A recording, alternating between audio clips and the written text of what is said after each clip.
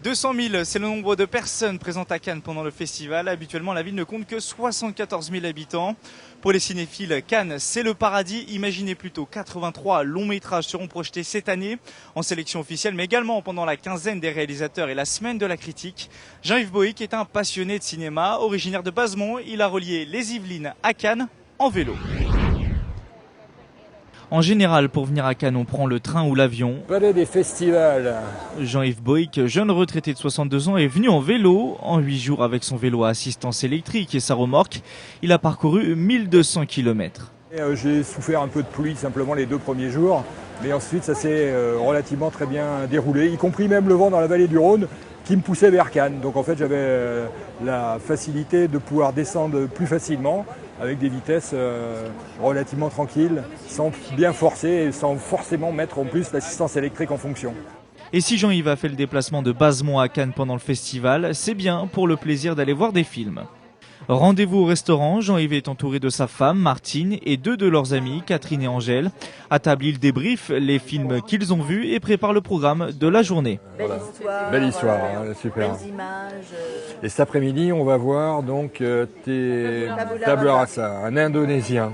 Ces passionnés de cinéma se sont fixés un objectif, aller voir jusqu'à 3 films par jour. Et quand il s'agit de choisir les séances, Jean-Yves est plutôt du genre à se reposer sur les filles. Les filles ont travaillé sur le programme là. Et moi j'étais me baigner hier à 20h, j'étais piqué une tête dans l'eau. On m'a même demandé d'ailleurs si l'eau était froide, je leur ai dit bah non, elle est même plutôt chaude, même à cette heure-là en fin de journée. Participer au Festival de Cannes, Jean-Yves savoure sa chance. Voici le précieux sésame, ce badge qui lui permet d'assister gratuitement aux séances. Pour l'obtenir, il a dû s'inscrire en début d'année.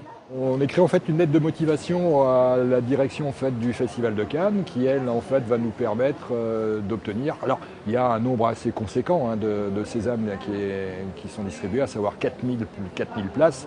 Donc ça laisse en fait beaucoup de possibilités pour tous les Cannois et puis d'autres personnes en fait d'être invités et d'avoir la possibilité, dans le cadre de Cannes Cinéphile, de pouvoir assister à toutes ces projections.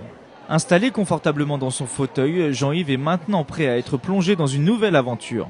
C'est une découverte et c'est surtout en fait quelque chose qui est complètement différent de la télévision, puisque en fait on a un grand écran, on est dans une salle sombre, on a le son qui arrive de tous les côtés et c'est en fait une manière aussi justement de s'inclure dans le film et puis presque de se retrouver au travers de l'écran. C'est sincèrement un réel plaisir de s'isoler là pendant 2 heures ou un peu moins de 2 heures sur la projection pour pouvoir réellement communier avec le film. La lumière s'éteint dans la salle, place à la magie du cinéma.